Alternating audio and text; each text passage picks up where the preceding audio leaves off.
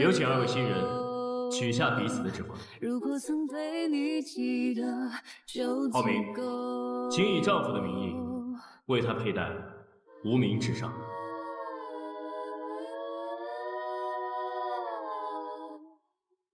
有请新娘取下指环，请以妻子的名义为浩明佩戴这枚戒指。我爱你没错，是你改变了我。女士们、先生们，让我们响起热烈的掌声，有请二位新人可以深情地拥吻彼此了。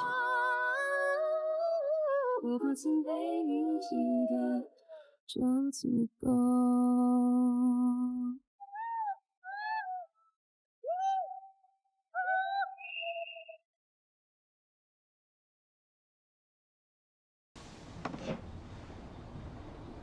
无边泳池见。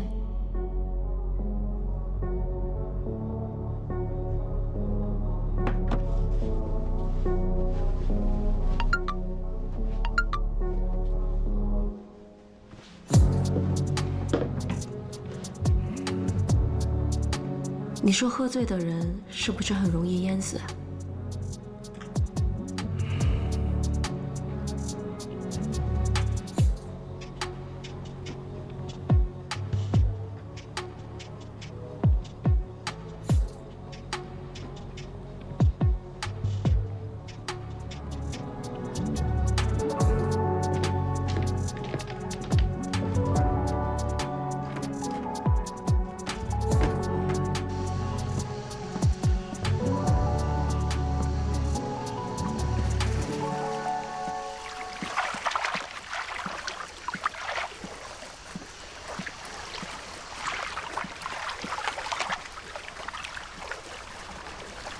喝醉了在游泳池不安全，上来。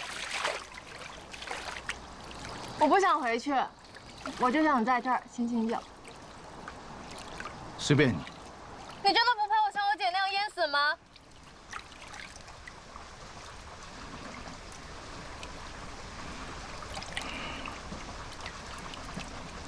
不要轻易说“淹死”这个词，对谁都不好。今天是我的婚礼，你这样闹有意思吗？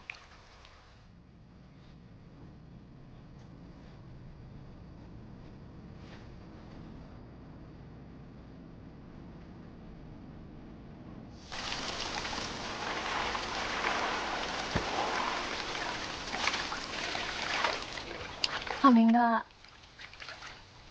你还记得我们第一次见面吗？我记得很清楚。那天你穿什么颜色的衣服，甚至那一天的阳光，空气中散发的味道，每一个细节，我都记得清清楚楚。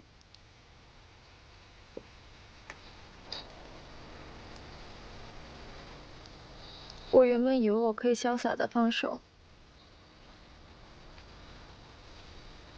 但你今天真的结婚了。当我看到你步入礼堂，我才知道，原来我根本不可能接受。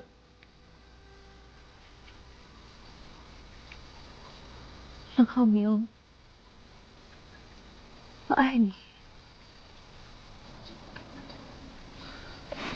我已经结婚了，请你自重。你是说那个女人吗？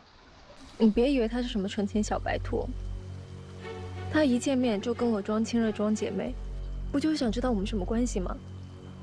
那个许愿心机深得很。你为什么要和他结婚？今天你在婚礼上面的协助已经非常卖力了，也没必要有任何的发散性想法，大可不必。如果你酒醒了，快点回去吧。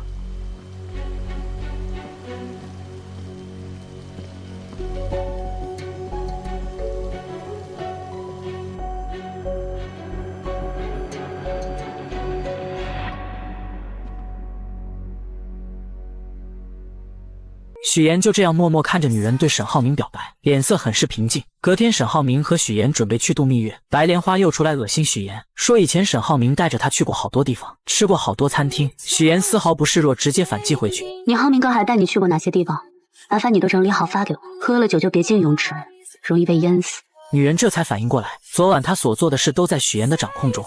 许妍跟沈浩明结婚蜜月后，便带着他去乡下见了姥姥。姥姥看见后很是高兴，还亲自下厨做了好多菜。而沈浩明看见姥姥很欢迎自己的样子，心里很是温馨，但他更想要多了解许妍以前的生活。许妍在门外听见两人的对话，担心露馅，便拿着婚纱照来到厨房，以挂相片为由，将沈浩明给叫走了。晚上，许妍跟着姥姥一起睡觉，姥姥忍不住还是将乔父的肿瘤的事说了出来。虽然说这个人当爸爸十分的不称职，但还是希望许妍能去看一下。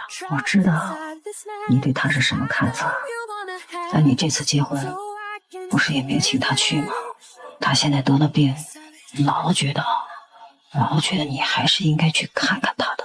许妍听完后并没有给姥姥准备的答复，不停地找事情打岔。隔天一大早，姥姥特意邀请沈浩明一起去早市买菜，沈浩明二话没有说就同意了。一路上，姥姥不停地夸沈浩明，帮许妍说好话，而她说这些就是为了铺垫后面的那几句。如果他犯了什么错，你就多包容，行吗？行。姥姥认为许妍嫁进沈家肯定使用了不正当手段，所以才这么跟沈浩明说。殊不知沈浩明早已知道一切。离开前，许妍还是心软了，悄悄地给父亲了一些钱治病。回到荆州后，沈浩明给了许妍一个惊喜，送给她一座四合院，用于她工作和邀请豪姐们。许妍听完后都惊呆了，这样的人她怎么能不心动呢？而沈浩明看着许妍一言不发的样子，表示她是自己的妻子，自己会协助她完成任何的愿望。进去后，沈浩明看到上个业主给孩子量身高留下的痕迹，回忆起小时候的事情。可许妍却回想到了小时候一家人都忽略了自己，从来都是给姐姐量身高的场面。沈浩明见她失落的表情，便向许妍索要口红量身高。许妍那一刻心里便很感动，更是有很多的触动小时候没有完成的那些心愿，丈夫帮自己已经完成了。两个人深深地看着彼此，本以为日子会这么幸福下去，可许妍的对头却揪着她不放，将假扮她父亲的人找了出来。谁也未曾料到，来到荆州后干起化妆品推销员的乔林，竟然意外地遇上了自己大学时期暗恋的同学于一鸣。刹那间，乔林心中涌起一阵惊喜。然而就在他刚要迈出步伐追上去的时候，舍友突然冒了出来将他拦住。我要试妍妍。哦，原来舍友是来试用化妆品的。乔林心中虽有些无奈，但还是热情地接待起来。可谁能想到舍友这一试用，便耽搁了乔林大量时间，而且最终一个化妆品也没买。乔林无奈之下只好拿出规定，告知舍友一个人一周只能试用6次化妆品。没想到舍友不但不理解，反而声称之前没这个规定，还警告乔林小心自己投诉他。说完便匆匆离开了，留下乔林呆愣在原地。下班后，乔林拖着疲惫的身躯回到出租屋，刚进门就意外听到了舍友在打电话。你们别舍不得花，早上吃几个鸡蛋都算来算去，哪能几个钱呀？好，知道你能赚，但是自己要照顾好自己啊。从电话内容中，乔林得知舍友省下化妆品的钱，是为了能让远在老家的父母过上好日子。这一刻，乔林心中五味杂陈，被舍友的孝心深深打动。他没有丝毫犹豫，拿出一堆化妆品送给了舍友。这些都是你试过的试用装，我带了点新的回来给你，以后你就自己在家画吧，别去柜台麻烦我啊。你老去柜台麻烦我，我就净得伺候你了，我怎么赚钱？舍友收到化妆品后，或许也觉得过意不去，便搬来一箱牛奶作为感谢。这份朴实的情谊，让出租屋里的氛围多了几分温暖。可命运似乎并未打算就此放过乔林。第二天在库房搬运物品时，意外突然降临，经理接了个电话的间隙，乔林的手臂不慎被上方掉落的货物砸到，钻心的疼痛袭来，但乔林咬着牙还想坚持继续工作。好心的经理见状赶忙劝说他去医院，于是在舍友的陪同下，二人匆匆赶往医院。来到医院后，乔林独自走进门诊室，医生一番熟练的操作后，成功将乔林的手臂复位，并给他戴上了手臂吊带。你还真是一点没变啊。就在这时，医生缓缓摘下了口罩，乔林定睛一看，竟是当天在商场遇到的暗恋同学于一鸣。一时间，乔林又惊又喜，心中泛起层层涟漪。于一鸣关切地询问起乔林家人的情况，得知乔林的家人都在老家，只有许妍还在荆州。原来于一鸣曾向许妍表白却被拒绝，此次见到乔林，便想通过他再次见到许妍，于是提议让许妍来医院接乔林。不久后，许妍匆匆赶到医院，看到受伤的乔林，她急忙询问情况，得知并无大碍后，便与这位曾经的老同学于一鸣聊了起来。于一鸣看着眼前曾经的白月光许妍，心中满是感慨。二人开始深入了解彼此的现状。交谈间，于一鸣注意到许妍手上那枚耀眼的20克拉大钻戒。你结婚了？上个月。瞬间明白二人之间已再无可能，心中不禁涌起一丝失落。随后他默默返回了自己的科室。然而此时的乔林却已被于一鸣深深吸引，目光始终追随着他的背影。随后许岩带着乔林回到那间狭小且简陋的出租屋，看着屋内仅有一个卫生间，家具也不齐全的环境，并且他看出乔林铁了心要留在荆州打拼，便决定帮他改善居住条件，同时也为了减少自己日后的麻烦。当天晚上搬家人员便上门准备将乔林的东西搬到对面的房子里。乔林本想拒绝，他觉得这样太麻烦许岩了。许岩见状便提起小时候乔林对自己的帮助，这份情谊许岩从未忘记。就在乔林依旧有些犹豫时，许岩说出了一个让他无法抗拒的理由。我忘记告诉你们，新家公寓邻居是于一鸣，不要搬了，几位大哥。搬得搬。那个对不起啊，刚刚那个我帮你们搭包产。当听到新家的邻居是于一鸣，乔林的态度立马360度大反转，立马就搬家。许岩对这个姐姐很了解，他也知道姐姐一直都暗恋于一鸣，所以他就是故意这么做的。乔林搬过去的第一天大早就收到了于一鸣的早餐，这让他万分惊喜。乔林，你手不方便，给你买的早餐。许岩一心盼着姐姐乔林能过上好日子，他不仅精心安排让于一鸣成了乔林的邻居，还特意拜托于一鸣在生活上多多照顾姐姐。对，一会儿我把食堂菜单发给你，中午想吃什么你就告诉我。走了，拜拜。此刻的乔林拿着手机专注地翻看着菜单，脑海里满是对未来生活的美好憧憬，却不知一场风波正悄然酝酿。另一边，许岩的前男友林涛正在家中遭受父母的严厉训斥。原来林涛父母得知乔林的父母购置了一处门市房，便不假思索地认定那是用了他们给儿子的彩礼钱。老两口气愤不已，责令儿子立刻去把彩礼钱追回来。林涛无奈之下只得发消息给乔林，却惊愕地发现自己的微信和电话都被拉黑了。走投无路的他只好前往荆州，去找已成为家宴主持人的许岩。当林涛赶到许岩之处，却被安保人员以没有证件为由拦了下来。他心急如焚，却又无可奈何，只能眼巴巴地望着里面，心中满是焦急与愤怒。而此时的许岩正和于一鸣在公司外面的餐厅见面。然而二人见面，一方面是为了感谢于一鸣对乔林的照顾，另一方面于一鸣也希望能劝说许岩和乔林缓解关系，让他们成为真正的姐妹。然而许岩心中有着自己难以言说的过往，那些经历如同伤疤，不愿轻易被人揭开。他打断了于一鸣的话，表示保持现状就足够了。就在这时，林涛竟意外找了上来。他看到许岩和于一鸣在一起，顿时怒火中烧，认定是许岩在背后捣鬼，才导致自己和乔林分手。许岩见状，急忙起身准备出去和林涛好好解释，可林涛情绪激动，一把将他推倒在地。恰在此时，许岩突然瞥见之前刁难自己的同事出现在餐厅外面，他深知自己目前的身份不宜暴露，情急之下便对林涛说可以带他去见乔林。林涛信以为真，二人匆匆离开了餐厅。等那位同事来到餐厅时，于一鸣并未提及刚才发生的事情，表示刚刚二人只是撞在一起，没什么事情。随后许岩带着林涛来到一个相对安静的地方，将事情的来龙去脉一五一十地说给林涛听。可林涛却固执地认为分手是别人的错，始终不肯面对现实。许岩见状，严肃地告诉他，二人已经分手，没有任何关系了，不允许他再去干涉乔林的生活。为了彻底解决此事，许岩还提出自己可以把彩礼钱全还给他。然而林涛却依旧不依不饶，眼看没办法从许岩这里得到满意的结果，竟准备去许岩的公司耍无赖。这准是彩礼的事吗？我要的是人。我不知道。不说是吧？那我就天天来，我上你们单位去要人，上你婆家去要人。你不是下去挺好吗？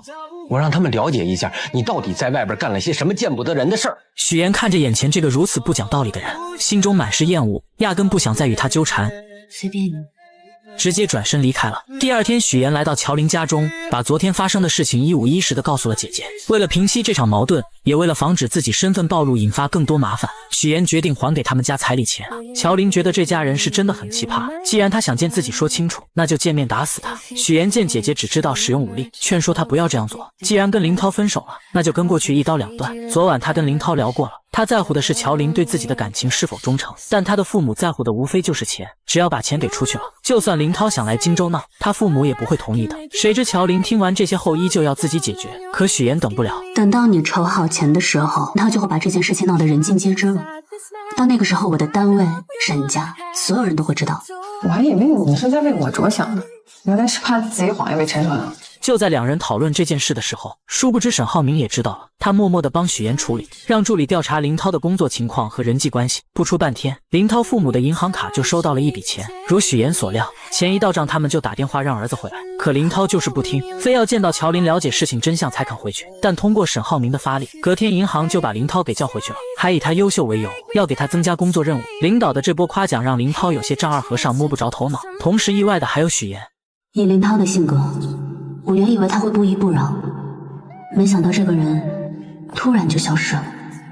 不久后，许岩无意间发现沈浩明为了向父亲证明自己的实力，正在急于促成一项合作，可合作方十分瞧不起他这个太子爷。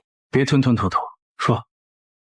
黄总说你是太子爷。令人始料未及的是，沈浩明志在必得的18号地项目竟横生波折。对方公司黄总听闻沈浩明是太子爷，并不想与他过快的签订合同。沈浩明面对这突如其来的状况，虽心中恼怒，却也无可奈何。无奈之下，他只能暂时按照原计划继续推进相关工作。回到家中，妈妈看着沈浩明疲惫又烦闷的神情，心疼不已，便劝说他刚进公司，很多事情处理起来难免棘手，有些难题还是先让你爸爸去解决为好。毕竟面对新人，合作时难免会有所顾虑。沈浩明听着妈妈的话，心中五味杂陈。他知道妈妈是为他好，但自己内心的那股倔强和想要证明自己的决心，让他一时难以接受这样的安排。就在这个时候，许岩敏锐地察觉到了沈浩明此刻的烦闷与苦恼，他看在眼里，疼在心里，决定要为沈浩明做些什么。到了晚上，许岩轻轻拉着沈浩明的手，二人一同来到了泳池旁边的台阶旁。许岩从女佣那里打听到，台阶上有一处沈浩明小时候做的石雕。原来小时候这处台阶缺失了一角，父亲本想着找人修补，却被年幼的沈浩明拦了下来。沈浩明凭借着自己稚嫩却充满创意的想法，亲手制作出了这个石雕。此刻在柔和的月光下，许岩看着石雕上面有一只小熊和一扇窗户，他意识到这只小熊就如同小时候的沈浩明，躲在房间中。虽然内心可能充满了孤单与无助，但他却总是把所有的不开心都深埋在心底，只展现出开心快乐的一面给外人看。所以我就给他安了一盏小灯，希望可以驱赶走那些不开心的阴霾，不再这么孤单。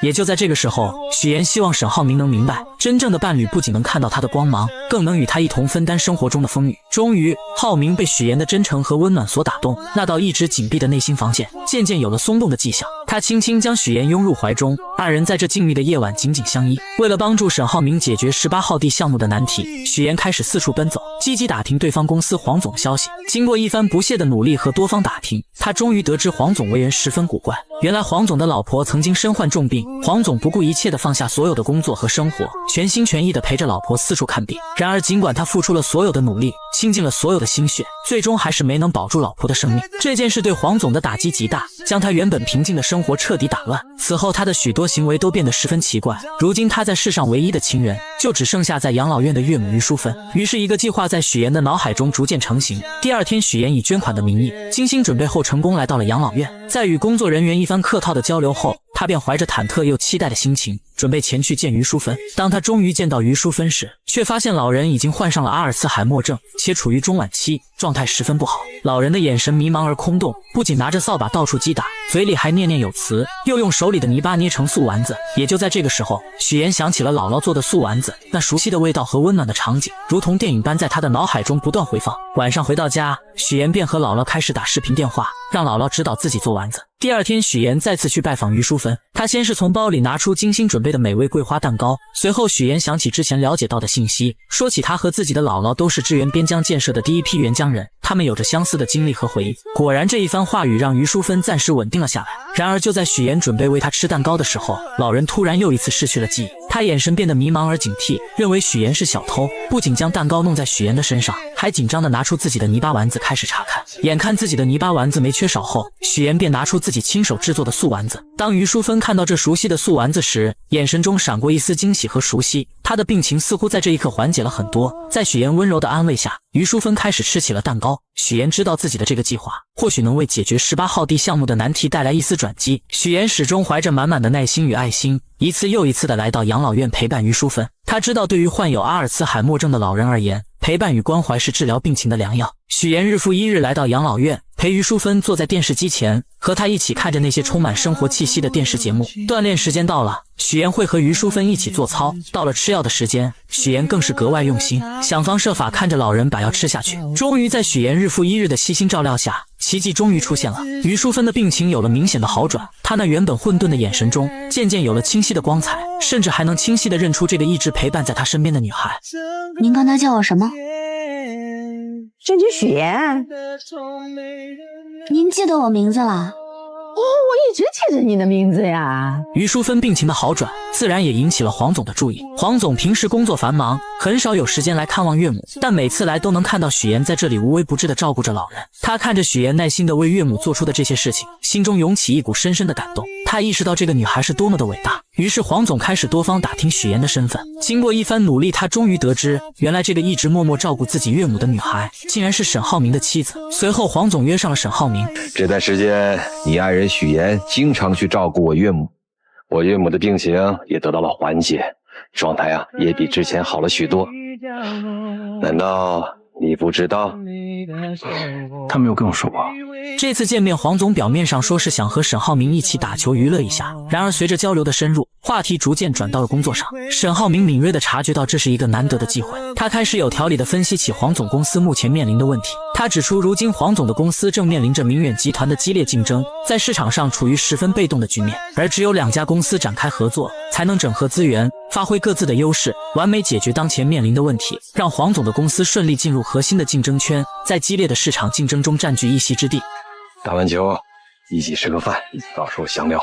然而就在沈浩明和黄总为了合作事宜积极沟通的时候，一场意想不到的风波正悄然袭来。和许妍处处作对的孙思维对许妍充满了嫉妒和敌意。这天他从同事这里突然看到一则新闻，新闻上报道了一名女子利用假身份，请演员先后和3个男人举办婚礼，从中骗取了巨额彩礼。这则新闻瞬间吸引了孙思维的注意力，就在他仔细看新闻图片的时候，突然觉得图片上的演员有些眼熟，他的脑海中立刻浮现出之前不久许妍结婚的场景。当时许妍在整个公司只邀请了主任和一位闺蜜参加婚礼，这让孙思维一直心存疑虑。此刻这个念头如同野草一般在他心中疯长起来。于是孙思维来到主任的办公室，他手里拿着一盒茶叶，脸上堆满了虚伪的笑容，说是来给主任送茶叶的，实际上想要得到主任手机中的照片。他装作不经意地和主任聊起天，然后表示自己想要看看许妍婚礼的布置，说是想为自己以后结婚做打算。主任没有多想，便把手机递给了他。孙思维接过手机，装作认真查看的样子，实际上却在悄悄地将照片传到自己手机上。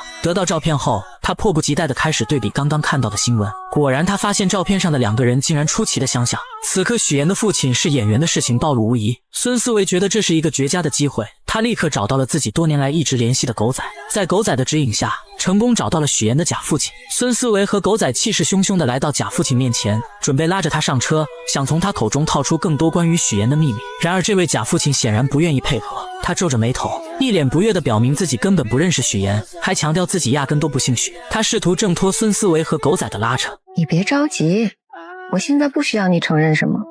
我们既然能找到你呢，肯定就不是毫无根据的喽。合作一下吧。他带着小助理找到假扮许妍父亲的高亮杰，威胁他配合自己，想着在台里推举财经主播的时候给许妍致命一击。一切准备就绪后，他来到许妍面前说了许多奇奇怪怪的话。你放心，我的这个样片绝对真实，而且足够震撼。他的话许妍并没有在意，而是时刻准备自己竞争财经主持人。他的表现极为出色，评委们很是满意。隔天孙思维特意邀请许妍做自己节目的嘉宾，许妍不知道他的葫芦里到底卖的什么药，并没有答应。可就在这时，主任出来助攻孙思维，无奈之下许妍只好答应。节目开始后，孙思维先是向大家讲述了最近骗取高价彩礼的那个新闻，接着又请来了高亮杰。许妍看见他的那一刻很是惊讶，孙思维看见后觉得自己稳赢。他打开许妍婚礼的照片做对比，还不停地质问2人之间的关系。请问你们是什么关系？照片上的这个人是不是你本人？你是不是许妍的假冒父亲？请你正面回答。许妍见状站起来，把事情的焦点转移到2人的竞争之上。所有人都明白孙思维的能力不行，是他羡慕嫉妒自己，所以才请人来陷害他。可孙思维看着许妍慌张表情，料定自己挖到的就是王牌。照片上的这个人是不是你？你到底有没有假扮许妍的父亲？看着孙思维在那里犀利的说话，在座的同事们也有一点震惊，此刻都在下面小声的议论。一时之间，许妍的身份就这样被大家怀疑，她也顿时被推到了风口浪尖上。而孙思维看到许妍有点慌张的样子，觉得自己这个王牌简直是太炸裂了。看到对方反应不过来的那种表情，更是到达了制高点的高兴。可他万万没想到事情会迎来反转，高亮杰临时变卦，不是，那人不是我。高先生，您这儿有块胎记对吧？啊，对，我这儿有胎记，你看这儿。大家拿出照片仔细对比，发现婚礼上的男人脖子上根本没有胎记。原来许妍在孙思维威胁自己后，便猜到他可能查到了一些东西，于是他约见了高亮杰，商量做了这场局。而且早在之前，许妍就让男人遮盖胎记，也算是他的一张保命符。此刻的孙思维彻底懵了，他认定2人就是串通好了。串通好的是吧？在这给我做局呢！我劝你冷静一点。这场闹剧就这样结束了，因为节目失误，孙思维就这样被主任停职，还失去了竞选财经主持人的机会。事后许岩找到孙思维，让他不要再想着对付自己。孙思维很是气愤，责骂许岩就是个无所不用其极的骗子，连给自己提鞋都不配。而许岩并没有反驳回去，他余光中瞥见沈浩明来了，于是他故意靠近孙思维，激怒了这个蠢货。如许岩所料，女人被激怒后狠狠扇了他一巴掌。沈浩明看见后，立马冲过来关心许岩，而许岩则换上一副被欺负楚楚可怜的模样。你演什么呢？你是孙思维？我是。通知法务部，放下所有手头工作。我爱人遭遇职场霸凌，让他们马上出方案，追究他的责任。他叫孙思维。孙思维终究为自己的蠢付出了代价，而许岩则顺利成为了财经新闻的主持人。欢迎收看财经新闻，我是主持人许岩。穷女孩捏造千金身份嫁入豪门后，用自己的实力不仅帮丈夫拉到了合作，还让婆婆对她百依百顺，甚至家里的保姆都对她的印象改变。我觉得你现在跟以前不太一样了。哪里不一样？你现在啊，更像这个家的女主人。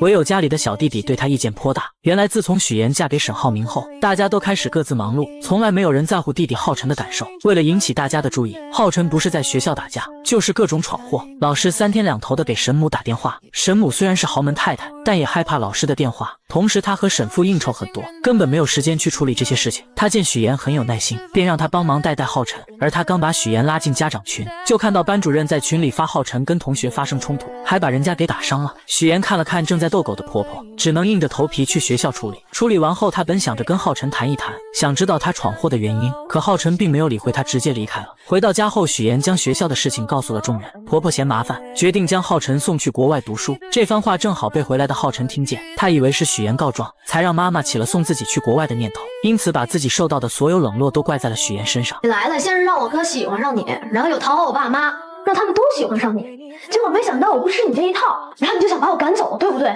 对。我告诉你，我是绝对不会出国的。这番话让许岩明白，小孩之前所做的那些事情，只不过想让家人的关注罢了。知道原因就会得到解决的办法。许岩表示，只要他保证不再发生今天这样的事情，自己有办法不让他出国。这又是什么招？隔天，浩辰去学习马术，往常都是哥哥来陪自己的，今天却是许岩来的，这让他内心无比失望。而为了吸引哥哥和爸妈的注意，他松了马蹬，故意摔到地上，造成骨折。这方法确实好用，爸爸妈妈和哥哥都陪在他身边，可也就见效一回。沈母请来护工后，就因为工作和沈父匆匆离开。沈浩明嘱咐了许岩后也离开了。看到自己又是一个人，男孩将气都撒到了护工身上。不要走，不要你不要就不要走，人呢？太不像话了，不是大家许岩看见后，默默地将地上的东西捡了起来，并表示这4个星期都是他陪着，要是再不听话就收拾他。浩辰一听，立马来了鬼点子，他开始使唤许岩，一会要吃水果，一会要喝水，挑3拣4的，就是故意为难许岩。但许岩并没有惯着他。哥在的时候你就当乖小孩，你哥走了你就欺负我是吧？我是伤员，我是小孩，你欺负我，看我哥怎么收拾你。两人独自相处下，浩辰不再排斥许岩，许岩也用自己的方式靠近这个孩子。通过自己的方式，许岩成功和浩辰成为了好朋友。晚上，沈浩明赶了过来，许岩将自己录的视频拿出来给他看，明显能看出来男孩是故意的。现在的许岩是最懂浩辰的，因为浩辰想要的也是自己当初最想要的。小时候为了让爸妈注意自己，他也曾用过这个招数，可只要姐姐一出现，爸妈所有的爱都会加注在他身上。一个幸运的童年可以治愈一生，但不幸的童年要用一生去治愈。两人并不知道，弟弟根本没有睡觉。自此后，许岩成为这个家里浩辰最喜欢的人。而许岩为了帮浩辰完成心愿，他把画本拿给公婆看。在浩辰的世界里，爸妈回到家永远拿着手机，而自己则躲在孤僻的角落里。所以浩辰想要的不是 iPad， 也不是手机，他想要的可能是你们最珍贵的东西，就是时间。知道这件事后，沈父沈母也意识到他们的错误，于是他们都抽出时间陪伴浩辰，而就只是陪着看看电视，浩辰都是无比开心。沈浩明将这一切都看在眼里，为此特意送了许岩一辆红色的跑车。那么沈浩明到底有什么秘密瞒着许岩？他知道许岩的身世，又为什么要和许岩结婚？而许岩每帮他一次，都会拿出一样东西当做奖励。但不管沈浩明到底爱不爱许岩，这个家已经离不开许岩了。不管是沈浩明还是弟弟，就连婆婆也是一样。你可回来了。怎么了吗？下个月初就是晨晨的生日，你看咱们怎么给他办好？他喜欢你，你想个主题他肯定喜欢。我想想，事情交给你，妈最放心。自从许妍当上财经新闻的主持人后，全家人都围在电视剧前看她。婆婆为此还特意挑选了一套珠宝送给她。此刻的许妍第一次感受到了久违的幸福。可就在她以为这种幸福会一直持续下去的时候，突然出现了一个不速之客。楼下大厅有一个姓周的先生找你。你还记得吗？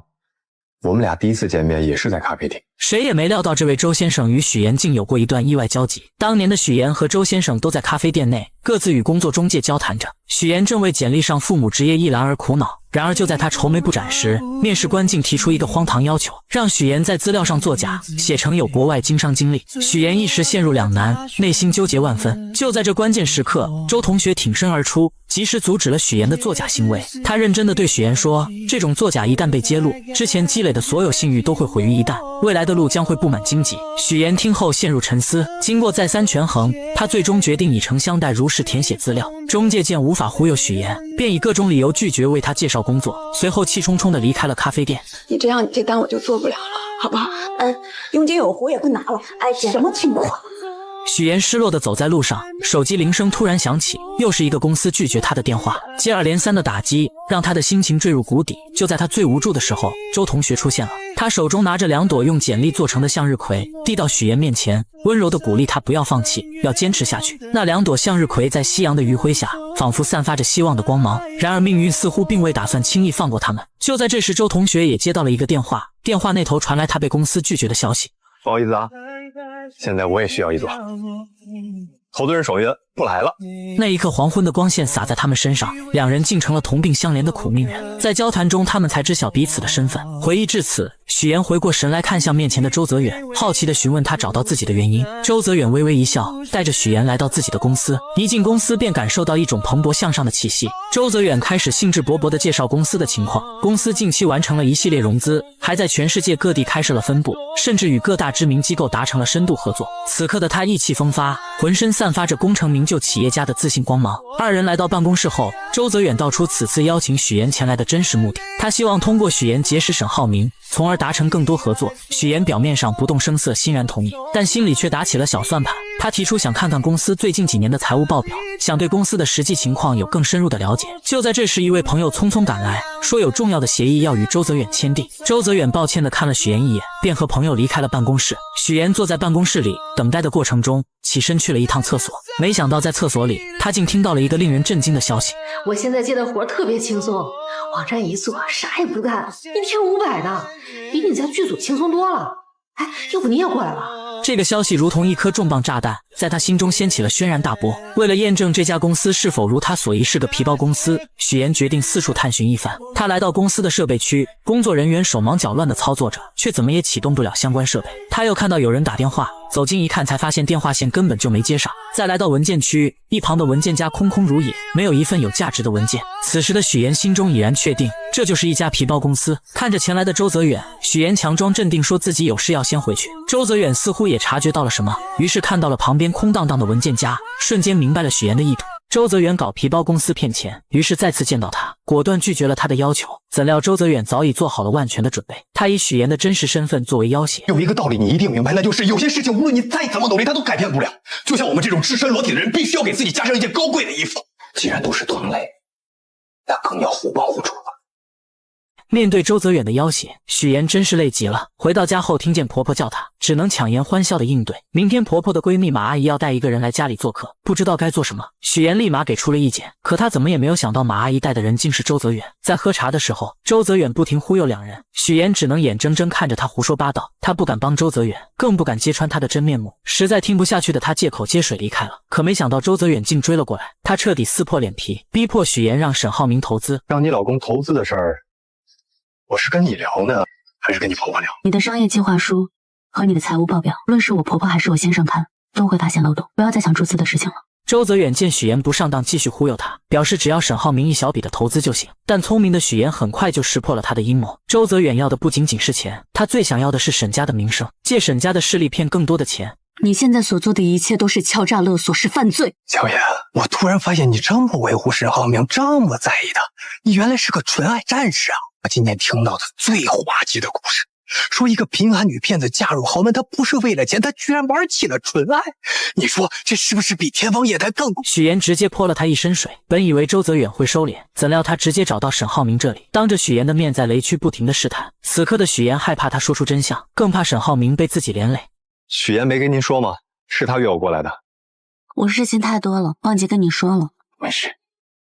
不久前，在许岩的照顾下，浩辰越来越跟他亲近，甚至两人都成为了朋友。而许岩不只是遇到了周泽远这个危机，他还要防着姐姐乔琳乱说话。原来几天前，沈浩明突然说要请表姐吃饭，许岩本想着以姐姐工作忙为由拒绝，可沈浩明却坚持要请，无奈之下，他只能带着乔琳来吃饭。但进去之前，他万分叮嘱乔琳一定要少说话，因为他知道这个姐姐最擅长的就是口无遮拦，担心他说的越多就越难圆过去。果不其然，乔琳说了许多许岩过去的事，包括他在学校是校花的事。本想着帮妹妹说说话，可说的越多，破绽也就越多。福气真好，我是他初恋，你知道吗？真的，我跟他读书那会儿啊，你就别说谈恋爱了，只要是个男的他都不带看一眼的，也就是我们那儿没女校，不然他早转去那儿上学去了。读书的时候你们是在一起的吗？我记得妍妍跟我说过你老家在山西晋城。乔琳慌乱地看了看许岩，赶忙解释自己高中的时候复读了2年，复习班正好转到了许岩上的高中，这才把这些话都圆了过去。此时的沈浩明玩味地看了看许岩，然后让乔琳多说一说许岩以前的事情。乔琳很是嘴快地说了句没问题，但当他看到妹妹那能杀死人的眼神，立马就闭上了嘴，然后跟沈浩明说自己很忙，不能经常出来吃饭，而他为了弥补刚才的过失，跟沈浩明说了许多许岩的好话。妍妍她不太对别人动心的，但是她一旦动了心，就是一辈子的事儿，你得珍惜，你知道吗？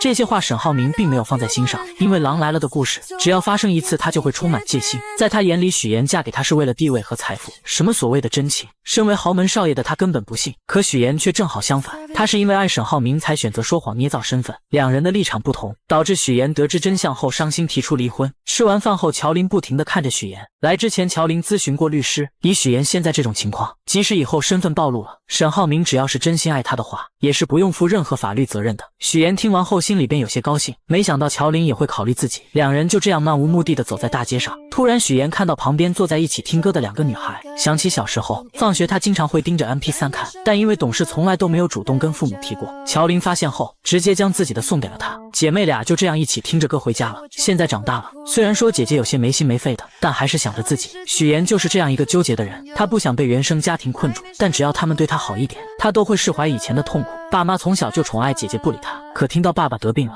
还是会留下一笔钱让他治病。密码设置的还是乔琳的生日，是因为爸妈从来没有给他过生日，肯定不知道他的生日日期。姐姐来到荆州，表面上很烦他让他回去，但看到他住在拥挤的出租屋，立马就给他换了大房子，还准备了生活用品，甚至将房子租到了他喜欢的人隔壁。网上有些言论说许岩是恶女，这个观点我并不认同，我们许岩可是个心地善良的好宝宝。从许岩与沈浩明、乔琳3人共进晚餐后，许岩和姐姐乔琳并肩漫步在街头。许岩心中一直存着个疑惑，终于忍不住开口问到乔琳，为何今天吃饭的时候一直在沈浩明面前夸自己？乔琳微微一笑，缓缓说道，因为我想啊，我还不是为了让他知道你很爱他吗？原来他之前咨询过律师，得知许岩和沈浩明之间的这段感情只要是真实纯粹的，即便有一天这场复杂的骗局被彻底揭穿，他们也无需承担法律责任。许岩听后心中恍然大悟，原来这么多年来，他和姐姐乔琳之间的感情从未消失，只是被岁月和那一次次的刻意不见所掩盖，像被尘封在角落里的珍宝，等待着被重新发现。走着走着，许岩的目光被路边一对亲密的闺蜜吸引，她们头靠着头，共同听着耳机里的歌曲，脸上洋溢着幸福的笑容。这温馨的一幕让许岩的思绪飘回到了过去，曾经他也在街边满心欢喜地看着一款心仪的 MP3， 眼中满是渴望。而姐姐乔琳就像他生命中的天使，敏锐地捕捉到了他的这份小心思，毫不犹豫地将自己的 MP3 送给了他。姐妹俩兴奋地插上耳机，手牵着手，一路欢声笑语地走回家中。那时候她们的关系就如同眼前这对闺蜜一般亲密无间，彼此分享着生活中的点点滴滴。想到这里，许岩才真切地意识到，他和姐姐之间的感情从未褪色，那份深厚的情谊一直都在。第二天，许岩接到了陪伴沈浩明弟弟沈浩辰的任务。当沈浩辰看到前来陪伴自己的是许岩而不是哥哥时，原本期待的眼神瞬间暗淡下来。无论许岩如何苦口婆心的劝告，他都一脸冷漠，不愿多说一句话。沈浩辰心里只想着去马场骑马，仿佛只有在马背上飞驰，才能暂时忘却心中的失落。许岩无奈只好跟着他来到马场，在场外为他拍照拍视频。沈浩辰骑上新换的马，眼神中透着一股无畏的倔强。他在马场上肆意驰骋，风在他耳边呼啸而过。然而意外还是发生了，由于他过于大意，在一个急转弯处，脚从脚蹬上滑落，整个人从马背上重重地摔了下来。很快家人纷纷赶到医院，经过医生的检查，沈浩辰腿部骨折，需要卧床休息。病房里气氛有些压抑，许岩和护工也来到了病房。儿子，爸爸和妈妈还有一个很重要的应酬，明天再来看你。我们先走了。我们跟师傅老板吃饭。我有个事情。我有个重要聚餐，我快迟到了。哦，回来再说。这时爸妈和沈浩明因为有急事离开了，病房里只剩下他们3人。沈浩辰看着家人又一次匆匆离去，心中充满了委屈和愤怒。他觉得家人总是忽略他，于是情绪失控，拿起身边的水果就砸向护工。护工被这突如其来的举动吓得不知所措，只好默默离开。病房里顿时只剩下许岩和沈浩辰。许岩看着情绪激动的沈浩辰，并没有选择一味的纵容他，他只是默默地将食物放在沈浩辰面前，然后静静地坐在一旁。时间1分1秒的过去，沈浩辰看着手中的漫画书，渐渐觉得有些无聊。他时不时地偷偷瞟一眼许岩，似乎在等待着什么。许岩察觉到了沈浩辰的变化，心中暗自好笑。他知道这个看似叛逆的男孩，内心其实也有柔软的一面。于是他轻声说道：“可以玩半个小时游戏。”沈浩辰的眼睛瞬间亮了起来，脸上露出了久违的笑容。这是他们之间第一次没有恶意的交流，气氛也变得轻松起来。许岩拿出手机，翻出之前在马场拍摄的沈浩辰骑马的照片和视频。沈浩辰看着屏幕里自己英姿飒爽的模样，脸上的笑容越发灿烂。他们一边看着视频，一边分享着骑马时的感受。二人之间的隔阂也在这一来一往的交流中不断消除。到了晚上，沈浩明匆匆赶到医院，许岩看着他终于说出了自己白天就注意到的事情。他将手机里的视频播放给沈浩明看，然后认真地分析道：沈浩辰摔下马，很可能是他自己故意松开脚蹬的，他可能是想通过这种方式引起家人的关心。因为我观察过浩辰，每次爸妈和你在他身边的时候，他就特别的开心快乐。当你们离开，他就会变得很沮丧。为了让沈浩明更深刻地理解沈浩辰的内心，许岩缓缓讲起了一个故事。曾经有个小女孩，因家中经济负担过重，被无奈送去别人家寄养。尽管后来她被接回了家，可始终难以得到渴望的爱与陪伴。小女孩的父母对她的关注少之又少，哪怕小女孩的手被划伤，鲜血直流，父母也只是匆匆瞥一眼，便立刻跑去关心不小心摔在地上的姐姐。许岩深知，在优越的物质条件也无法替代亲人之间真挚的爱与陪伴。一个幸运的童年可以治愈一生，但不幸的童年要用一生去治愈。他决定和沈浩明商量，不让弟弟沈浩辰出国，而是多给他一些关爱。这不仅仅是为了帮助沈浩辰走出孤独，更是为了不让自己曾经经历的痛苦在沈浩辰身上重演。然而他们2人的对话却被躺在病床上装睡的沈浩辰听得一清二楚。第二天，许岩带着精心准备的早餐来到病房。当他走进病房时，竟第一次听到沈浩辰称呼他为嫂子，那声音虽带着几分羞涩，却透着真诚。你刚才是叫我嫂子吗？嫂子。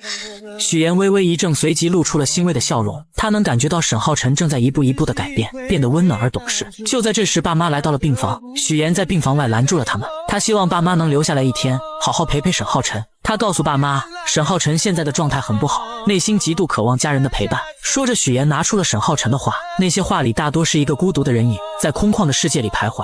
爸妈越看越觉得不对劲，脸上的担忧愈发浓重。许岩接着说道：沈浩辰平时陪伴最多的人只有家中的保姆阿姨，他最需要的不是昂贵的玩具，也不是奢华的生活，而是家人围坐在一起的温暖。爸妈听后陷入了沉思，他们这才意识到自己一直以来都忽略了沈浩辰的感受。在许岩的努力下，一家人终于齐聚在病房里，他们围坐在沈浩辰的床边，聊着一些生活中的琐事。虽然都是些微不足道的小事，可每个人的脸上都洋溢着幸福的笑容。一家人在这平凡而又珍贵的时光里，感受到了久违的亲情温暖。1周之后，沈浩明来接许岩下班。为了感谢许岩这段时间的付出，让沈浩辰有了如此大的改变，沈浩明直接送了他一辆保时捷。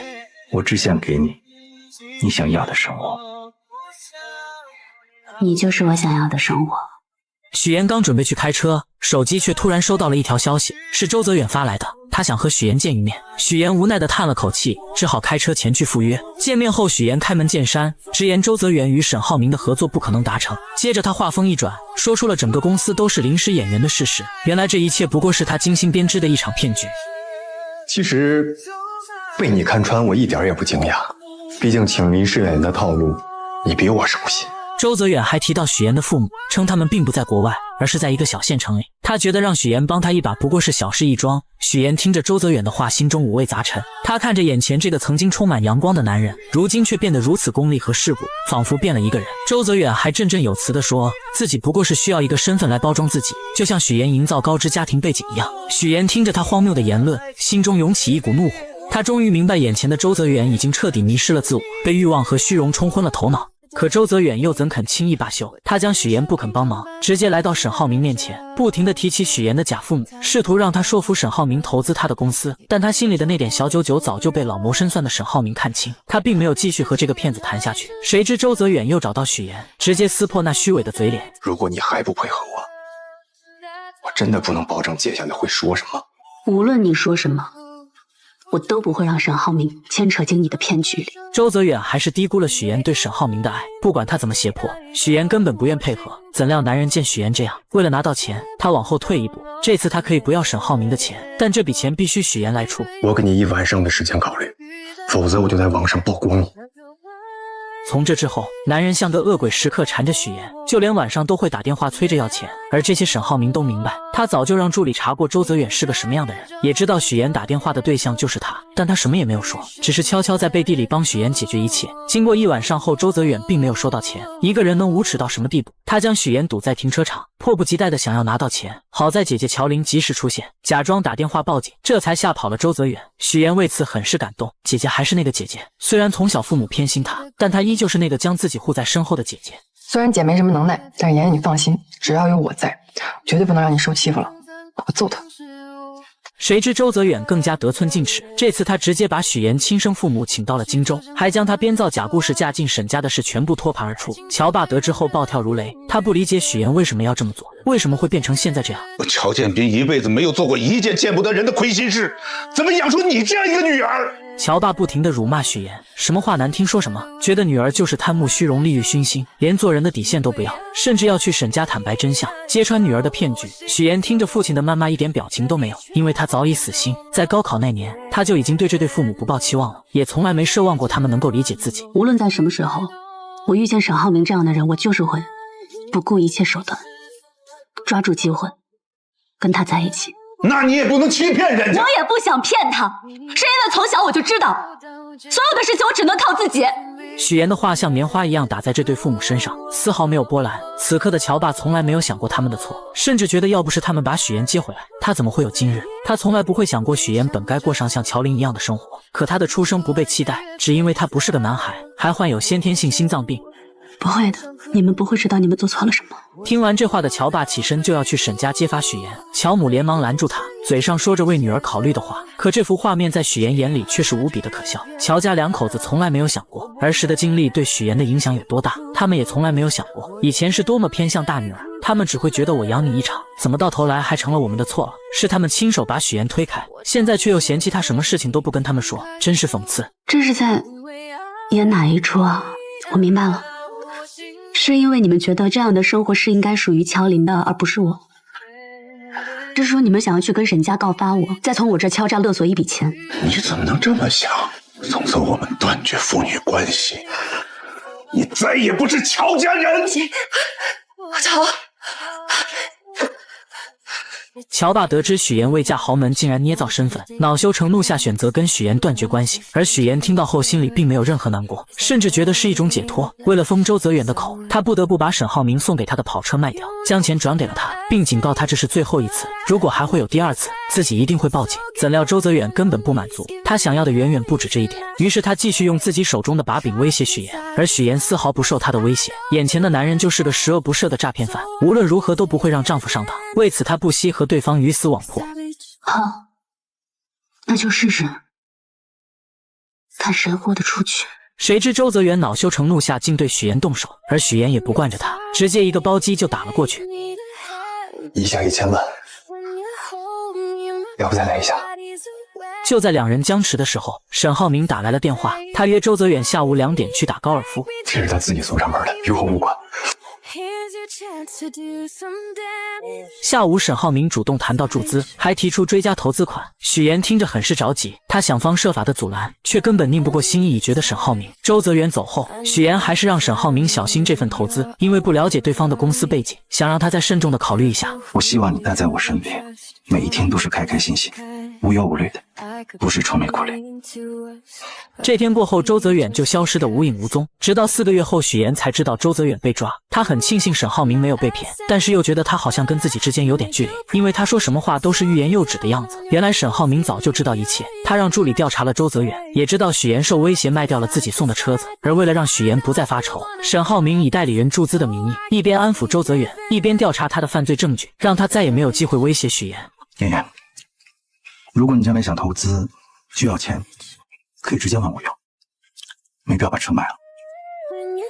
听见这话的许妍心里咯噔一下，很是担心丈夫是不是已经知道了些什么。没人倾诉的她只能找姐姐乔琳。乔琳也很是奇怪，周泽远怎么莫名其妙的被抓了。许妍虽然也不知道，但她总感觉有人在背后默默的帮她。乔琳还是觉得还是找个机会把这件事早点跟沈浩明说清楚，毕竟看着沈浩明那么爱许妍，知道后肯定会原谅的。我是想跟他说的，一直没有找到合适的机会。突然，乔琳看到了于一鸣，她跑过去将他拉了过来，跟许妍一起吃饭。于一鸣本来很犹豫，但一听到许妍也在，就跟着过来了。而乔琳也发现一件事，于一鸣跟许妍真的太不一样了，总是滔滔不绝，比跟自己在一起的时候话还多，心里无比的失落。许妍将一切都看在眼里。晚上回到家，许妍考虑再三后，决定跟沈浩明坦白。她先是试探说自己有一个朋友，在婚前隐瞒了一些事情，但现在2个人过得很好。这个朋友想要主动坦白，可他还没有说完，沈浩明就打断了他，表示只要2人的感情好，根本不需要坦白，坦白了反而会成为2人感情中的一根刺。婚姻其实不应该从原则出发的，你说的。原则其实只是一种包装，一种说法而已。其实最后夫妻间有个好结果，才是最重要的，对不对？许妍的第3个追求者终于出现了，男人名叫蒋亮，是商界有名的花花公子。许妍以不同寻常的装扮出现在酒会上，瞬间吸引到了他的目光。原来沈浩明虽然通过许妍跟黄总达成了合作，但现在沈父并不支持他，没有资金支持的沈浩明只能通过拉投资来做自己项目的后盾，这样才能顺利进入董事会。于是他盯上了远航基金，希望能够得到蒋家姐弟的支持。而这次即将举办的金达酒会，2人正好过来参加，所以他希望许妍能够做足功课，了解蒋云和蒋亮的全部资料，好能跟2人搭上线拉投资。许妍二话不说答应了下来。很快到了酒会那天，沈浩明先来到了酒会，他在黄总的调查下得知，蒋云和蒋亮2人是出了名的难合作。姐姐蒋云沉稳冷静，做事杀伐果断，脾气也是出了名的臭，被商圈的人称为投资界的黑玫瑰。弟弟蒋亮看似是个花花公子，实际心思缜密，对数字十分敏感，是远航基金的活账本，还有过目不忘的本领。黄总能做的也只有这些，接下来也只能靠沈浩明自己的能力了。同时他想借助远航基金的事被方磊得知，方磊为了证明自己比许妍强，也来到酒会，本想着找蒋云聊一聊，可蒋云丝毫看不上他，并没有过多理会。无奈之下，他只能去找蒋亮，以为这个花花公子很好攻略。他看见蒋亮因为喝酒难受，便主动调了一杯特制的解酒秘方，番茄汁，然后再加蜂蜜，这2加起来可以解酒。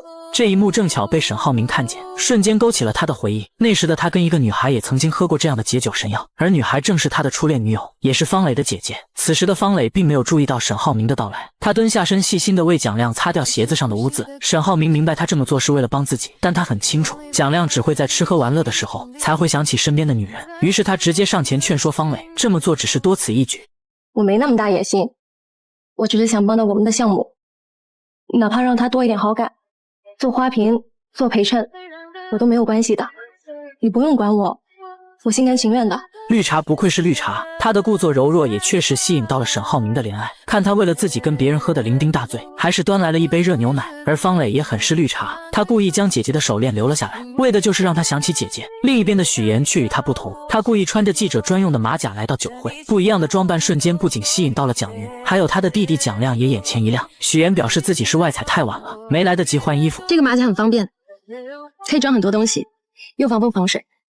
户外作业嘛，最害怕天气阴晴不定，设备一旦受到影响，就会前功尽弃。许妍的这副样子让蒋云想起了他以前的样子，看到对方很随和，便主动提出让他穿自己的礼服。小沈总真的很好福气，娶到你这么漂亮的妻子，工作能力又强，晚上还能陪着丈夫应酬，真的是贤内助。许妍听完后表示，自己虽然嫁了一个好家庭，但更多的不想当一个贤内助，更想能够帮助丈夫。但蒋云早已识破了她的伪装，她开门见山地指出，许妍穿工作服现身，就是为了模仿自己以前当记者时候的装扮，用这种方式来博得她的好感。被戳破心思的许妍很是尴尬，但下一秒，蒋云却说她成功了，因为刚才在她身上看到了曾经的自己。随后，许妍拿出收集的蒋云以前采访的照片作为礼物送给她，这不禁让蒋云对她的好感加剧，她很喜欢这份礼物。出来后，许妍借撩头发，对着沈浩明比了一个 OK 的手势，她瞬间明白成功了，于是她走过去，还主动帮许妍争取到了蒋云的专访。边走边聊吧。走吧。沈浩明成功和蒋云搭上线，看着许妍这样被蒋云众星捧月地带走了，方磊心里很不是滋味，于是他故意在沈浩明面前假装自己喝了许多酒的样子，来到卫生间吐，想要得到他的联系。而沈浩明也上当了，他来到方磊面前，表示自己和远航基金的合作已经谈妥了，让他没有必要再这么讨好蒋亮了。合作才刚开始，以后的路还长着呢。只要是对你有用的关系，我都会竭尽全力去给你维护好的。方磊的这波装可怜，成功让沈浩明开始心疼他，再加上他离开的时候还特意留下了姐姐的手链，让沈浩明再一次陷入了无尽的回忆中。而另一边坐在车上的方磊并没有喝醉，他十分清醒地跟旁边的人说着，这么多年来，他的心里只有沈浩明，从前是，现在是，以后也会是。尽管以前姐姐在的时候跟他在一起，可他心里还是忍不住喜欢沈浩明。一旁的男人一直都喜欢方磊，听着他的这番话，便耐心地劝说着他。他有妻子有家庭，夫妻感情又很和睦，你和他之间是没有可能的，这就不用你操心了。与此同时，回到家的沈浩明拿出那条手链，回忆着和初恋的种种。就在他沉浸在回忆中无法自拔的时候，许妍的出现打断了他的思维。你让我采访蒋总的事，怎么不提前问问我？许妍不理解沈浩明为什么那么信任自己，但听到他说自己是最好的，心里很是高兴，将那点怀疑全部都消散了。隔天，蒋家姐弟找到沈浩明提出合作，但却表示他不是他们心中理想的合作对方。此刻的沈浩明并没有慌，而是拿出昨晚拍的照片，表示许妍现在是公众人物，她的形象和公信力影响巨大。这张照片刚发上去就上了热搜，而且还推动了两家的股票上涨，足以证明与他合作只会赢不会输。而就在蒋家姐弟以为沈浩明做的这些都是迫不及待想要跟他们合作的时候，却被他反将一军。现在投资给我的刚好也是4家公司，那我为什么要选择远航？那我等你们电话。沈浩明走后，蒋云觉得这件事情变得越来越有意思了。因为这次事情的成功，沈浩明再次送给许妍一份礼物。看着手中厚重的礼物，许妍心里五味杂陈。一方面是他为沈浩明的用心而感动，另一方面则是内心的愧疚。礼物越贵重，他内心的负担就会越重。那些编织的谎言终究压得他喘不过气来。很快到了许妍的生日，沈浩明特意准备惊喜给她，可却因为方磊的一通电话给破坏掉了。原来方磊为了破坏两人，故意打电话给沈浩明，说自己已经见过浩辰了。沈浩明无奈之下只能先去找他。刚进来，方磊就以此为要挟，让沈浩明跟自己在一起。可沈浩明根本不喜欢他，他让方磊看在姐姐的份上放过自己。谁知方磊竟然直接拿起药全部喝了下去，嘴里还说着要去找姐姐。沈浩明见状夺过瓶子看了看，顾不得其他，立刻抱起方磊送他去医院。而此刻在工作室等了许久的许妍还在等待着沈浩明。不久后，沈浩明回来了，许妍以为他是因为工作上的事情耽搁了，并没有多说什么。许我耀眼中的沈浩明算是我看过的国产剧最有心机的男主了吧？为了达到自己的目的，他可以装作一副深情的模样欺骗许妍，还可以跟初恋的妹妹逢场作戏，直到将两人的价值全部利用完，然后丝毫没有留恋的直接抛弃。沈浩明，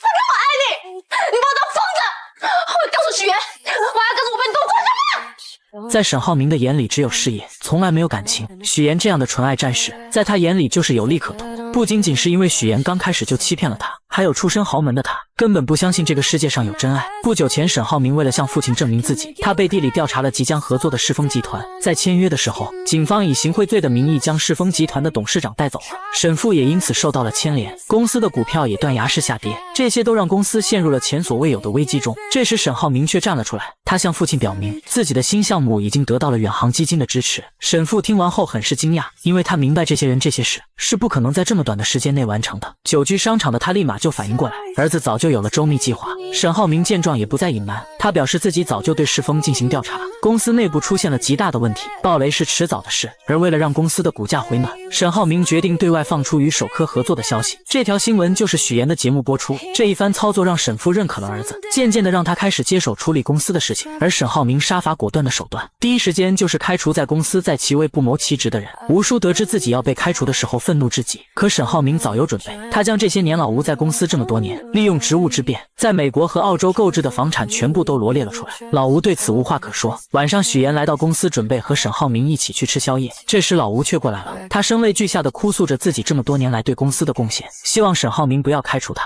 甚至跪下来求他，但沈浩明丝毫没有心软。你做这些事情之前就应该想到后果，留在公司是不可能的。沈浩明的这番话看似是跟老吴说的，实际上也是有意让许岩听。而老吴见这招行不通，竟拿出了事先准备好的刀。走在后面的许岩发现后，及时推开沈浩明，自己却被划伤。而沈浩明反应过来后，立即将老吴给制止住。隔天，沈浩明直接拿出附属卡作为奖励送给许岩。我不想要这个卡，必须带手下。来，还有其他礼物呢。看着接了电话就匆匆离开的沈浩明，许岩心里很不是滋味，因为自从跟蒋云的合作谈完后，沈浩明对他的态度远不如以前，但他又说不上来哪里不对劲。殊不知沈浩明都是利用他而已。沈浩明离开后去见了方磊的父亲，因为他的新项目需要方府的支持，所以他尽可能给方磊条件，在他面前释放男性魅力，不仅关心他的身体，还送他回家。突如其来的示好让方磊瞬间陷入了恋爱之中，甚至在许岩面前秀起了恩爱。这一刻，许岩觉得自己像个背景板，他找到姐姐诉苦，说自己的丈夫好像变心了。之前两人之间无话不说，可现在两个人感觉像中间隔着一块玻璃，能看到彼此却靠近不了对方。他可能累了呢，对吧？今天好不容易我们两个聚在一起，不提他，阿江。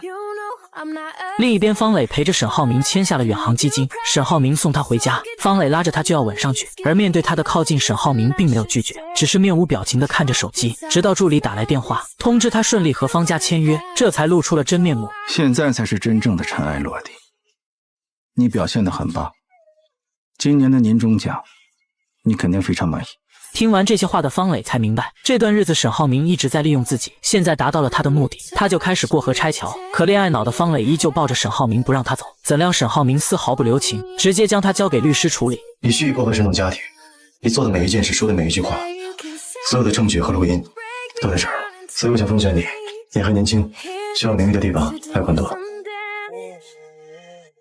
其实浩明跟浩辰根本不是亲兄弟，而是亲父子。方磊为了报复沈浩明欺骗自己的感情，将沈浩辰的真实身份说了出来。起初许岩根本不相信，认为方磊为了破坏他和沈浩明之间的感情编造出来的谎言，可方磊却能将其中的细节全部都说了出来。原来沈浩明在伦敦读书的时候认识了方磊的姐姐，两人很快就坠入了爱河。后来方磊姐姐意外怀孕生下了浩辰，但当时他们的年纪还小，所以孩子一生下来就被沈家接走。沈父担心未婚生子传出去不好，再加上知道的人不多，便对外宣称浩辰是他们的第二子。再后来方磊的姐姐因为潜水去世后，这件事就成为了永远的秘密，只有方磊、沈浩明和沈家夫妻知道。许岩听完后大脑瞬间宕机，他不知道方磊说的是真是假，而方磊接下来的话让许岩更是震惊。你生日那天浩明在我家里，他应该没有告诉你我和他做了什么吧？听完这些的许岩强装镇定，表示他相信沈浩明，只要他没有亲口说，自己是不会相信方磊所说的一切。怎料方磊继续刺激许岩，表示浩明哥一开始就不是找老婆，而是一个能够印在结婚证上的名字。许岩更好在那个时候出现在他的视线里，既没有背景又好拿捏，还能帮助他的事业更上一层楼。虽然不是门当户对，但你也算聪明又有野心，最近当上主播，正好可以用来宣传他的事业，他的为人。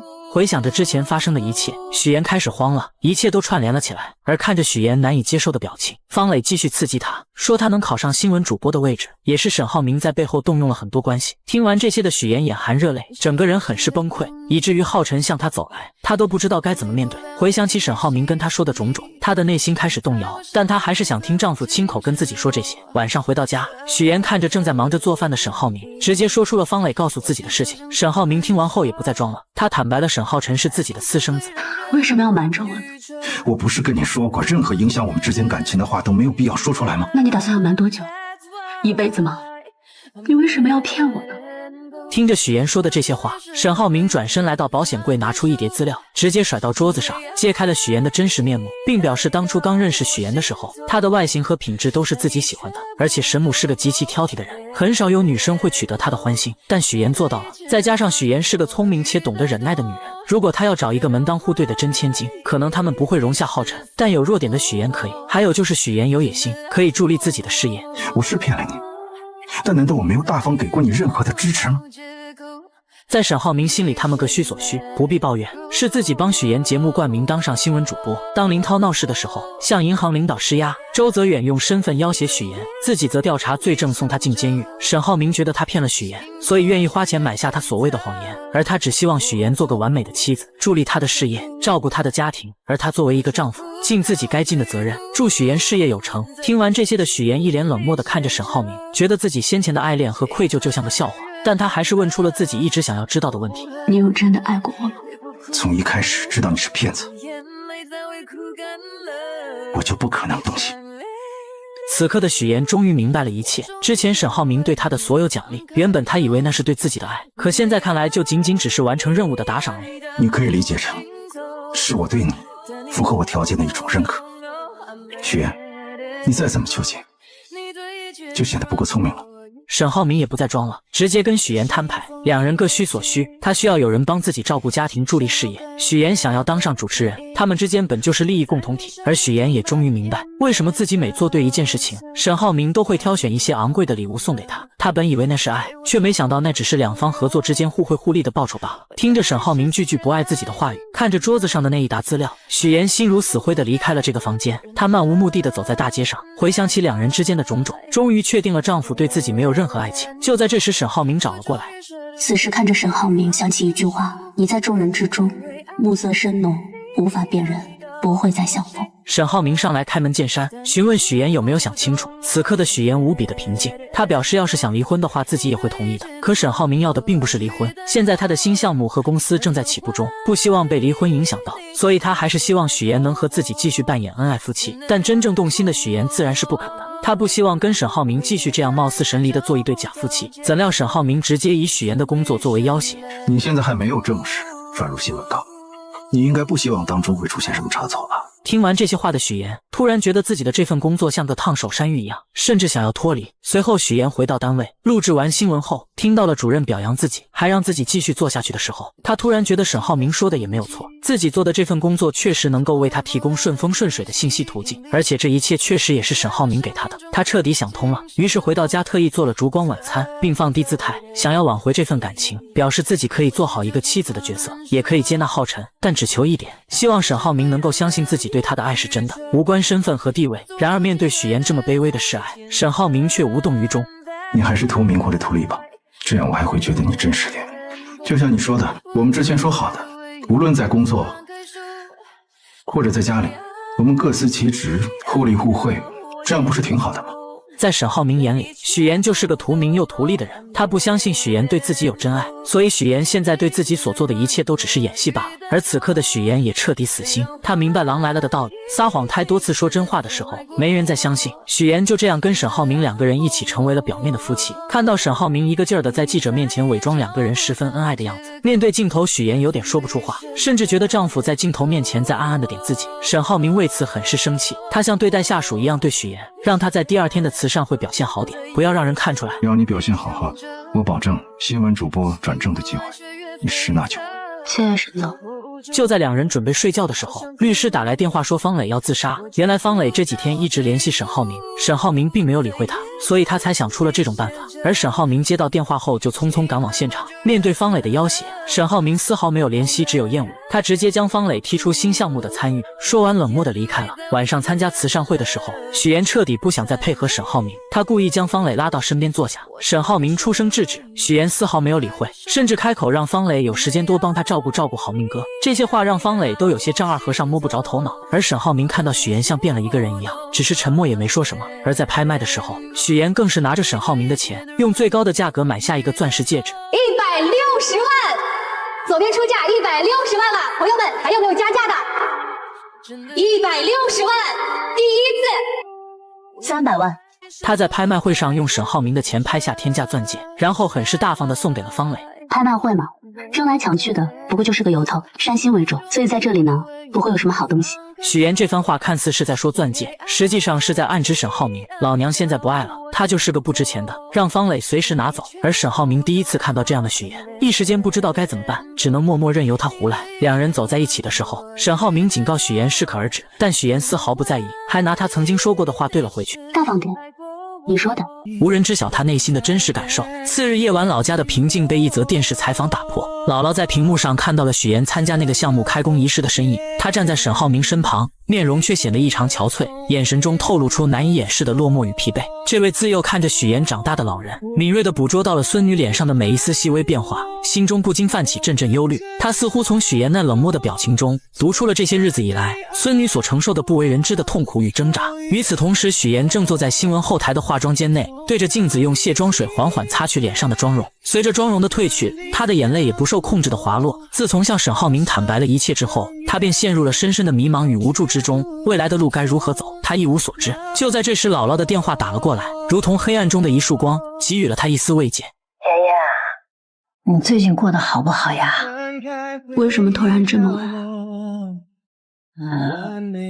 没什么，就是在电视里看到你好像不太开心。电话那头姥姥的声音充满了温暖与关怀，她的话语如同春风拂面，让许岩紧绷的神经得到了片刻的放松。姥姥提到了希望许岩能够好好照顾自己，还建议让沈浩明陪她去旅游放松心情。但许岩的心中却有着更为迫切的愿望，他想要回到姥姥身边，感受那份久违的亲情与安宁。姥姥虽口头上说自己过得很好，还催促许岩抓紧时间生个孩子，让自己能早日抱上外孙，但许岩知道这些简单的愿望或许已难以实现。回到家中，许岩的目光被冰箱里那瓶熟悉的桂花酱吸引，那是姥姥亲手制作的，承载着无数温馨的记忆。他本想取出一小勺回味那份甜蜜，却不慎失手，将瓶子打翻在地，桂花酱洒了一地，如同他此刻破碎的心情。次日清晨，许岩决定即刻启程回家看望姥姥。然而当他踏进家门，迎接他的却是空荡荡的房间和紧闭的门扉。正当他疑惑不解时，邻居来到了家中，告诉许岩发生了什么。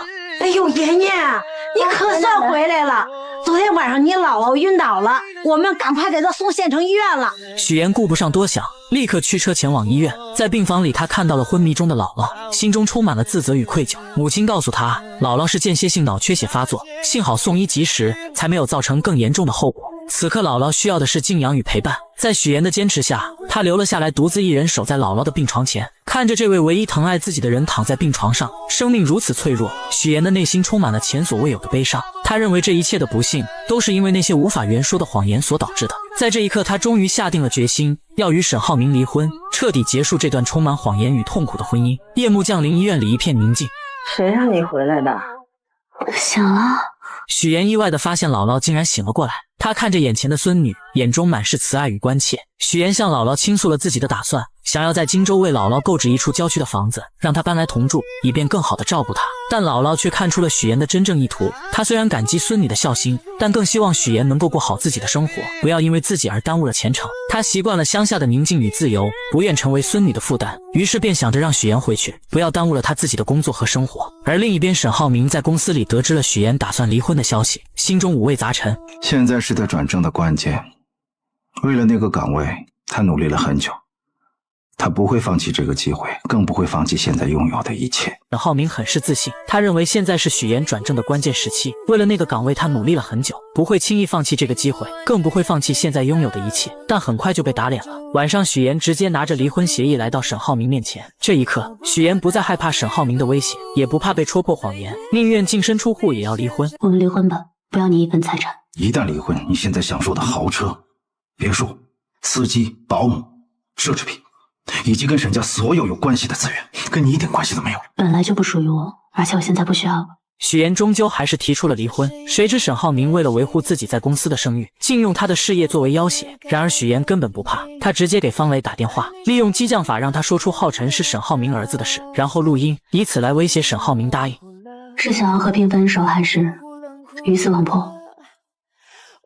你来决定。沈浩明从来没有想过许岩是爱他的，在他眼里，许岩是因为名声接近自己，认定他既图名又图利。他永远都不会知道，许岩是因为那瓶桂花酱和那个卡通的创可贴而爱上的他。许岩离开沈家后，再次找到自己之前的房东，租到了自己刚来荆州时租的房子。看着眼前熟悉的一切，此刻的他心里无比的轻松。他终于不用伪装自己，不再害怕被人揭穿谎言，大大方方的活出自我。另一边的沈浩明也没想到许岩会如此决绝，他拿出一幅画挡住了和许岩的婚纱照。隔天，许岩找离婚律师商量离婚事宜，没想到却被孙思维看见。刚才那个男的他是律师吗？丁律师啊，专打离婚官司的，他在律师圈很出名，他接手的都是顶级客户。很快这件事就在公司传开了，而方磊也得到了这个消息，他觉得自己终于有机会了，便用父亲的名义约见沈浩明。怎料沈浩明看到他转身离开，方磊见状追了出去。与此同时，来采访的许岩正巧看到了这一幕。你什么时候才能看清楚啊？我才是最爱你那个。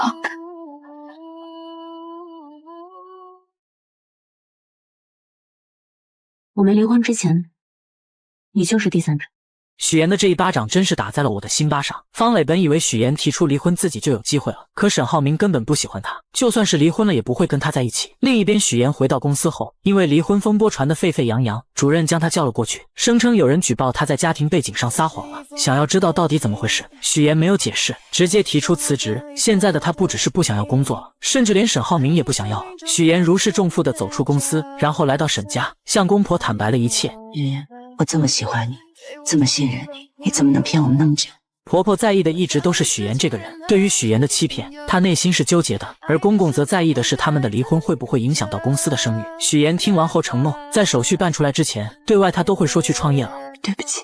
许岩真诚地向沈家二老道歉，他放弃了一切，也善意地向浩辰撒谎。他去创业工作忙回不来，沈母对于这个儿媳非常满意，她不仅能帮上儿子，还能将家里的一切打理得井井有条。看着许岩离开的背影，他心里很不是滋味。楼上的沈浩明也同样如此，他没想到许岩得知自己不爱他后会如此的决绝。隔天，沈浩明跟黄总打高尔夫的时候，黄总提起了许岩，夸奖他聪明能干，就算是签约合作了，还挤出时间去看他岳母。他一直以为许岩只是为了合作才去接近的，没想到他还是会花费心思去看岳母，不停地夸奖许岩。他真的很不错，你们两个很般配，我能看得出来，作为家人，他是真心对你的。此刻的沈浩明会不会后悔呢？晚上，沈浩明回忆着他和许岩之间的点点滴滴。许岩帮助他完成合作，又帮他挡了老吴那一刀，这些举动都在表达着许岩是真心爱他的。他的内心无比纠结。而自从许岩离开沈家后，沈家就乱成了一锅粥。反应最大的就是浩辰。不吃了，一点也不好吃。我想吃嫂子做的龙井虾仁儿。他要创业，每天工作很忙，不能天天给你做饭。他创业就不能回来住吗？肯定是你惹他生气了，你还不承认。浩辰离开后，婆婆也没有了胃口，因为她早已习惯了许岩做的饭菜。沈浩明将一切都看在眼里，却假装在饭桌上吃得很香，结果父亲也叹气地离开了。此刻的沈浩明这才意识到许岩在这个家里的重要性。另一边，在出租屋的许岩正在修水管，可他修理了半天也不见好，维修的人员也一直没来。正巧于一鸣过来帮他修好了。许岩一直以为于一鸣还喜欢自己，便明确说明自己不喜欢他。于一鸣明白他的意思，表示喜欢他的是18岁的自己，现在的他已经放下了，而且还喜欢上了乔林。原来两人在长久的相处下渐渐喜欢了上彼此。就在这时，沈浩明以送离婚补充协议的名义来找许岩。离婚补充协议书，给你看一下。我知道了，签完字我会闪送给你。